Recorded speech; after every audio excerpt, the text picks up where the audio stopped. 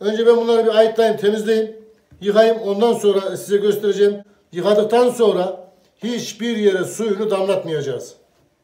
Hemen şöyle gösterelim. Tavuğun iç kısımlarını güzelce yıkadım. Sağını solunu kontrol ettim. Şu aşırı yağlı olan kuyruktan kalan parçayı da alıyorum. Tavuklarımızı tencereye koyuyoruz. Arkadaşlar sizin gördüğünüz gibi elimi hiçbir şekilde tavuğa değdirmedim. Suyunu ilave ediyorum. 2 bardak pirinçten yapacağım pilavı. 6. bardak suyumuzu da verdim. Tavuk suyunu pilavda da kullanacağım. İçine bir tane soyulmuş ufağından soğan atıyorum. Soğanı şu yerine almadım ki parçalanmasın diye.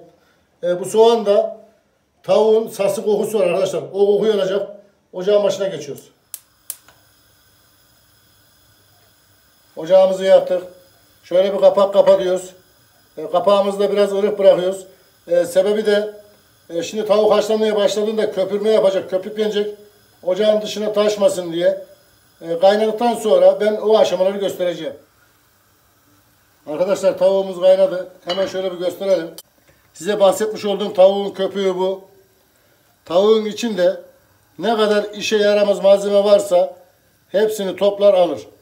Tavuğun köpüğünü aldık. Şöyle içine bir çay kaşığı kaya tuzu atıyorum. Kapağı kapatıyorum. Kapağı bu sefer tam kapatıyorum. Ocağımızı orta ateşe alıyorum. Kemikler tavuktan sıyrılmaya başladığı gibi tavuğumuz pişmiş demektir. Ortalama 30 dakika sürer. Şimdi pirincini ıslayacağım. Pirinci çok fazla suyun içinde bekletmek doğru değil. Pirinci ıslamaya geçiyoruz. Arkadaşlar ölçümüzde pirincimizi hangi bardakla ölçüyorsak suyunu da o bardakla vereceğiz ki su oranını şaşırmayalım.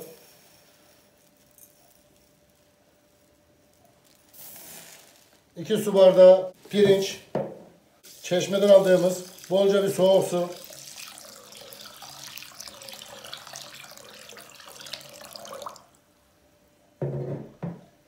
Ortalama bir 10-15 dakika civarı içinde beklese yeterli. Pirince vereceğimiz su içine kattığımız her malzemeye göre değişir. Ben bunda sokak lezzeti tavuklu pilav, tavuklu nohutlu pilav nasıl yapılır? Tam ölçüsünü, tam gramajını göstereceğim. Bir 15 dakika kadar beklesin. Tam 40 dakika geçti. Şöyle bir kemiğini gösterelim. Tavuklar kemiğinden sıyrıldı. Çatalla da kontrol ediyoruz. Tavuklarımız pişmiş. Şimdi bu tavukları alacağız. Tam 40 dakika oldu. Tavuğun pişme süresi tavuğun iriliğine göre değişir. Ben 30 dakika demiştim. 40 dakikada tavuklarımız pişti. Kapağı kapatıyoruz. Ocağımızın altını da kapatıyoruz. Şimdi tavukları ayıtlamaya geçiyoruz. Tavuklar kenarda soğurken pirincimizi ne yapacağız? Çeşmede bolca soğuk suyla yıkayacağız. İçinde beyaz nişastası kalmayacak. Ondan sonra süzdüreceğiz. Niye eldiven taktım? Tertemiz olmuş yemeğimize bu sefer de elimizden herhangi bir şey bulaştırmayalım. Kendimiz yemeğimizi sağlıksız hale getirmeyelim. Hemen şöyle göstereyim. Ayıtladığımız zaman dibinde, budun dibinde kırmızılık olmayacak. Bu ne demektir? Tavuğumuz pişmiş demektir. Bir de kendiliğinden sıyrılacak. Arkadaşlar tavuklarımızı ayıtladık. Pirincimizi iyice süzdürdük. Şimdi pilavını yapmaya geçiyoruz. Burada yarım fincan sıvı yağ var. Onu ilave ediyoruz. Bir tatlı kaşığı da tereyağı var. Onu da ilave ediyoruz. Yağımız erimeye başladığı gibi pirincini ilave edeceğiz. Kenarda da tavuk suyumuz var. Hemen onun altını da yakıyoruz. Arkadaşlar pirinci bu bardakla ölçmüştüm. 2 su bardağı pirinç vardı. Tavuk suyunu süzdüm. Tekrar tenceresine koydum. Şu anda 3 su bardağı tavuk suyumuz var. Pirinci hangi bardakla ıslıyorsak tavuk suyumuzu da o bardakla ayarlayacağız. Yani pilava vereceğimiz suyu da o bardakla ayarlayacağız. Tavuk suyunun altını da kısalım. Kapağını da şöyle kapatalım. Suyu fazla kaçmasın ki ölçülü olduğundan dolayı. Yağımız erimeye başladı. Tereyağını yapmamak için hemen süzdüğümüz pirinci veriyoruz. Ocağımızı orta ateşe alıyoruz. Arkadaşlar bu normalde biraz daha fazla yağ yer. Yalnız tavuğun da yağını hesaplayarak yağ oranını biraz düşürdük. Şimdi pirinçler birbirine yapışana kadar bunu orta ateşte kavurmaya devam edeceğiz.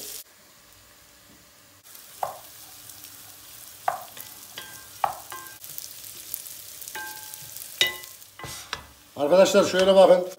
Pilav artık karıştırılmıyor. Görüyor musunuz? Pirinçler birbirine iyice yapıştı.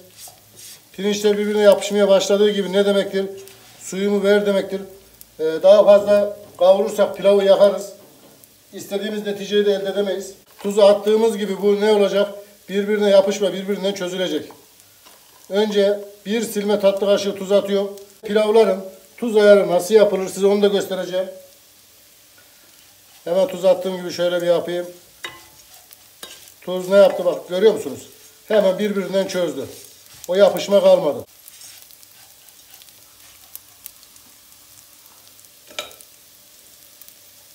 Burada 2 su bardağı haşlanmış nohutumuz var. Hemen onu katıyoruz.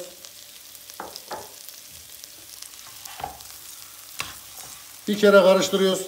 Daha fazla karıştırmıyoruz ki nohutun kabuğu çıkmasın. 2 su bardağı pirince 3 su bardağı kaynamış su veriyoruz.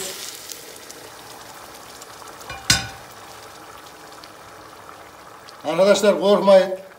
Bu garantili tarif. Tarifte en ufak bir sapma olmaz Allah'ın izniyle. Şimdi tavuğunu ilave ediyoruz. Tavuğunu ilave ederken de tavuğun hepsini ilave etmiyorum. Sunumluk porsiyonların üzerine koyacak kadar bir tavuk bırakıyorum. Şöyle bir karıştırıyorum.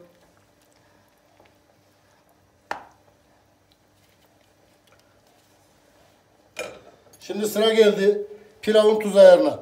Şöyle çay kaşığıyla az bir şey alıyoruz. Tadına bakıyoruz. Tadına baktığımızda bize az bir tuzlu gelmesi gerekiyor. Evet arkadaşlar tadına baktım. Suyu az bir tuzlu geldi bana. Bu ne demektir? Tam ayar demektir. Bu tuzu ne yapacak? İçindeki pirinçleri içine çekecek. Tam ayarında olacak. Pilavda bu kaynamayı göreceğiz. Eğer biz bu kaynamayı görmezsek buhar dönmez. Su altta kalır. Altı sulu sulu, üstü diri diri olur. Hemen kapağı kapatıyoruz. Tam buhar döngüsü var içinde. Altını en kısık dereceye getiriyoruz. 15 dakika buna bir daha hiç dokunmuyoruz. Kapağını 15 dakika hiç açmıyoruz. Arkadaşlar saati tam 15 dakikaya vurdum. Alarm çaldı. Şimdi bununla ilgili doğru bildiğimiz yanlışı ben söyleyeyim. Ocağımızın altını kapatıyoruz. Doğru bildiğimiz yanlış da şu. Kesinlikle pilavın kapağını açmıyoruz. Buharı dışarı verdirmiyoruz. Buharı dışarı verdirdiğimiz zaman içinde ne olur? Buhar döngüsü olmaz. Pilav dibine yanar, dibinde yapış yapış olur. Şu anda bunun kapağını açmazsak içinde kalan buhar pilavın dibine gider. Pilavın dibinde çözmüş olur. Bunu bu şekilde tam 10 dakika dokunmadan bir dinlendireceğiz.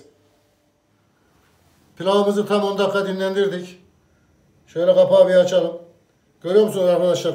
Hala su taneleri, buhar taneleri var. Tenceremizin sapı hala sıcak. Hemen şöyle pilavımızı bir gösterelim. Şöyle bakın arkadaşlar. Görüyor musunuz? Pilavımızda en ufak bir lapa olma yok. En ufak bir toplanma yok. Burada anlattığım her şeyin bir özelliği var. Her şeyin bir sebebi var. İşte çok yorum yapan arkadaşlar diyorlardı Almanya'dan, Fransa'dan, İzmir'den, Antalya'dan. Diyorlardı usta biz tavuklu pilav satacağız. Nohutlu pilav satacağız. Nasıl olacak? Pilavımızın nasıl olması gerekiyor? Bunlarla ilgili tam detaylı bilgi verdim ben size. Şöyle bir de tenceremin dibini göstereyim. Şöyle bakın arkadaşlar. Görüyor musunuz?